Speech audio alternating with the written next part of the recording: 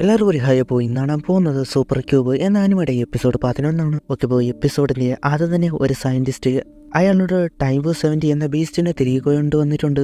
അയാളെ തന്നെ ഇതിനെയൊക്കെ പണ്ടേ ഒഴിവാക്കിയത്. ഇപ്പോൾ അയാൾ ഹ്യൂമൻ റിസർച്ചാണ് ചെയ്യുന്നത്. അത് വെച്ച് ചെയ്യുന്നത് മനസ്സിലാകാം. ഈ സമയം ഗാർഡ്സൊക്കെ ആയിട്ട് വാങ്ങിച്ചതിനെ ആ പെണ്ണിനെ മോമിച്ച് അവളെ കൊല്ലാനായിട്ട് ഓരോ പ്ലേസിൽ നൽകുന്നുണ്ട്. ഈ സമയം അവർ ലിഫ്റ്റ് വഴി താഴേക്ക് പോവുകയാണ്. ഫ്രണ്ടിൽ ഷൂട്ട് ചെയ്യാനായിട്ട് ഗാർഡ്സ് ലാസ്റ്റ് ഫുൾ ഫ്ലോർ അത് പോയാൽ പോരെ, അതിന് മുൻപിലുള്ള എന്തിനാ ഇറങ്ങുന്നതെന്ന് ചോദിക്കുമ്പോൾ എനിക്കൊരു കാര്യമുണ്ട് എന്ന് പറഞ്ഞിട്ട് ആ CCTV ഓഫാക്കി ആ ലിഫ്റ്റ് തുറന്നത് ഷൂട്ടിങ് തുടങ്ങി. അവരെ അറ്റാക്ക് ചെയ്യാനായിട്ടും പോയി. അവൾ ആ മാപ്പ് കാണിച്ചിട്ട് ഇവിടെയാണ് നമ്മൾ പോവേണ്ടത്, ഇപ്പൊ ഇവിടെയാണ് നിൽക്കുന്നത്, ഇത് വളരെ പാടാണല്ലോ എന്ന് വാങ്ങിച്ചു പറയുമ്പോൾ അവരുടനെ വരും, അതുകൊണ്ട് പോകാം എന്ന് പറഞ്ഞിട്ട് അവർ റോങ് സൈഡിൽ കൂടി പോന്ന് അങ്ങോട്ടല്ലടാ ഇങ്ങോട്ട്. അവർ എസ്കേപ്പ് ആകാനായിട്ട് ബീറ്റ് ഫ്ലോറിലേക്ക് എന്തിനാ പോയി എന്ന സംശയമാണ് ആ പെണ്ണിന്. അങ്ങനെ അവരോട് ഒരു പ്ലേസ് എത്തി. അവിടെ മുഴുവൻ ബ്ലഡ് സൂക്ഷിക്കാനായിട്ട് പറയാണ്. ഡോർ ലോക്കാണ് തുറക്കാനായിട്ട് അവൾ പിന്നെ ആക്സസ് ചെയ്യുന്നു. ഇങ്ങനെയൊന്നും ഞാൻ കരുതിയില്ല. അത് തുറന്നപ്പോൾ ഒരു ലാവ് പോലെ. ഇവിടെ എന്തിനാ വന്നതെന്ന് ചോദിക്കുമ്പോഴാണ് എനിക്ക് വേണ്ടതെന്ന് ഇവിടെ ഉണ്ട്, അതുകൊണ്ട് പോകണം. വാശി എന്തൊക്കെ പറയാൻ വരുമ്പോൾ നീ എൻ്റെ ബോഡി ഗാർഡ് എന്നല്ലേ പറഞ്ഞു, അപ്പോൾ പോകാം. അവിടെയുള്ള ബീസ്റ്റ് അതെല്ലാം ബയോളജിക്കൽ വെപ്പൺസ് ആണ്. അത് കേട്ട് അവരെന്താ ചെയ്യാൻ പോകുന്നത്? ഇതാണ് മിലിറ്ററിക്ക് വേണ്ടി അവരുണ്ടാക്കി കൊടുക്കുന്നത്. ഹ്യൂമാനിറ്റിക്ക് വേണ്ടി എന്തൊക്കെയോ പറയും, എന്നാ അവരാണ് ഈവിള് എന്ന് പറഞ്ഞ് അകത്തേക്ക് പോകുന്നത്. അവിടെയാണ് ആ സയന്റിസ്റ്റ് ഉള്ളത്. അവരെ കണ്ടിട്ട് അവിടെയുള്ള ലേഡി നിങ്ങൾ വന്നു കണ്ടിട്ട് ഞെട്ടിയില്ലല്ലോ എന്ന് വായിച്ചോ. പ്രൊഫസർ അകത്തോണ്ട് വിളിക്കാന്ന് പറഞ്ഞു പോയി. അവർ വന്ന കാര്യം പറയുന്നു. ഡാറ്റയെല്ലാം കമ്പ്യൂട്ടറിലേക്ക് ആക്ക് എന്ന് പറഞ്ഞിട്ട് കുഫാരിയാണ്. അവളോട് നീ വന്നോ മോമുഷ്യാദിനെ ഇതാരാന്ന് പ്രൊഫസർ ചോദിക്കുമ്പോൾ സംസാരം മതി എന്ന് പറയുകയാണ്.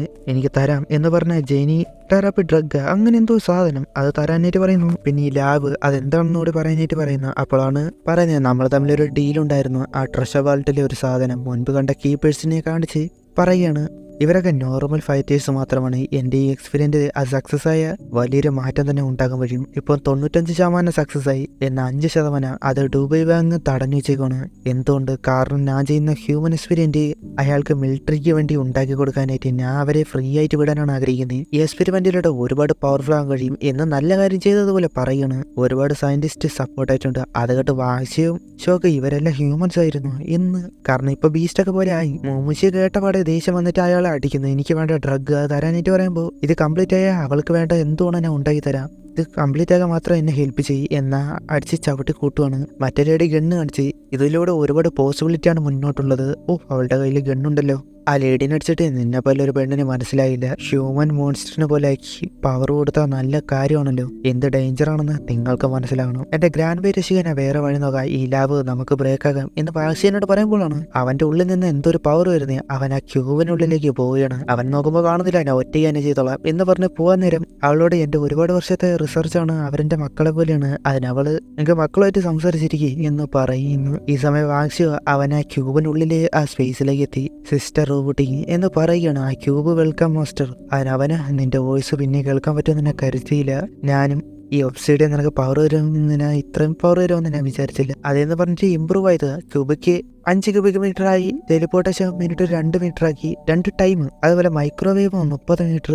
ഇപ്പൊ അവന്റെ അത്ര തന്നെ വെയിറ്റ് ഉള്ളതിന് ടെലിപ്പോർട്ട് ചെയ്യാനും സ്പേസിനുള്ളിലേക്ക് ആക്കാനും കഴിയും. അതുപോലെ പുതിയൊരു സ്കില്ല് അവേക്കണിങ് ഡിവൈൻ ഡെസ്ക്ടോവൻ അത് അപ്ഗ്രേഡ് ചെയ്യാനായിട്ട് പോകുന്നതെന്ന് പറഞ്ഞ് ചെയ്തു 100%. അവനെ പോവാണ്. ഈ സമയം മോമിച്ച് അവരെ ഫ്രീ ആക്കുകയാണ്. അതേപോലെ ഒരു സൈഡിൽ കൂടി മറ്റൊരു വരികയാണ്. ഫ്രണ്ടിൽ ഗാർഡ്സ് ഉണ്ട്. അങ്ങനെ അവർ വരികയാണ്. പെട്ടെന്ന് എന്തോ പോലെ അവര് ഒരുപാട് പറക്കുന്ന ജീവികള് അങ്ങോട്ട് വരികയാണ്. കണ്ടപാടെ അവര് പേടിച്ച് ഷൂട്ട് ചെയ്യുന്നു. എന്താ നോക്കി നിൽക്കുന്നേ?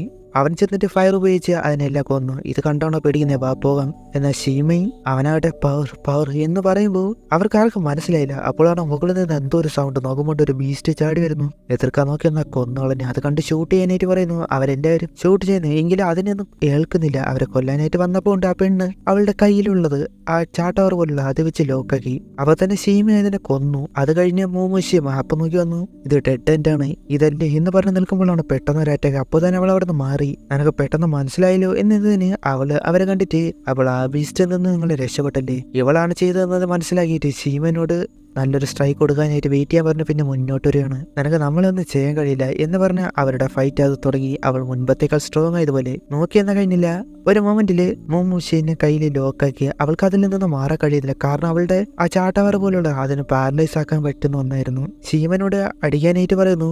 അവനെ ഭിത്തിയിടിച്ച് നേരെ വന്ന് ഒറ്റയടി. അവൾക്ക് മാറാൻ കഴിഞ്ഞ തെറിച്ചു വീണു. അവസാനമായിട്ട് എന്തെങ്കിലും പറയാനുണ്ടോ? അവളെ എനിക്ക് ഇവിടെ കിടന്ന് മരിക്കാൻ കഴിയില്ല. മറ്റേ പെണ്ണ് അവർക്ക് കിട്ടിയ പിൽസ് ഇനി എന്ത് ചെയ്താലും ഒരു കാര്യമില്ല, നമ്മളെ പ്രൊഫസർ കിഡ്സ് ആയിരുന്നപ്പോൾ തന്നെ കിഡ്നാപ്പ് ചെയ്തുകൊണ്ട് വന്നു. അതിനുശേഷമാണ് ഇവൻ്റെ കണ്ണ് ബ്ലൈൻഡ് ചെയ്ത് നമ്മൾ ഒരുപാട് കഷ്ടപ്പെട്ടു എന്നൊക്കെ പറയുമ്പോൾ എന്തെങ്കിലും ആകട്ടെ, നിങ്ങളുടെ സൂപ്പർ പവർ വെച്ച് ഒരുപാട് പേരെ കൊന്നു എന്നതിൻ്റെ വലിയ മൈൻഡ് ആകുന്നില്ല, നീ എന്നാ ചാവ് എന്ന് പറഞ്ഞ് സിമനോട് കൊല്ലാനായിട്ട് പറയുന്നു. അപ്പോഴാണ് അവിടെ പെട്ടെന്ന് ഒരുത്തൻ വരുന്നേ. ആ വന്ന പവറിൽ സിമൻ തെറിച്ചു അവൻ്റെ ബോധം പോയി. നീയോ മാസൻട്രേറ്റ് വാശ വന്ന് നിൽക്കുകയാണ്. കണ്ടപാടെ അവനിട്ട് കൊടുക്കുന്നു. ഞാൻ ആൾമോസ്റ്റ് ഡെഡായി എന്ന് നിനക്കറിയോ? നീ എങ്ങനെ ഇത് ചെയ്തേന്നതിന് നീ നിന്റെ പിറകിലേക്ക് നോക്കുക. അപ്പോഴുണ്ട് അങ്ങോട്ടൊരു ബീസ്റ്റ് വരികയാണ്.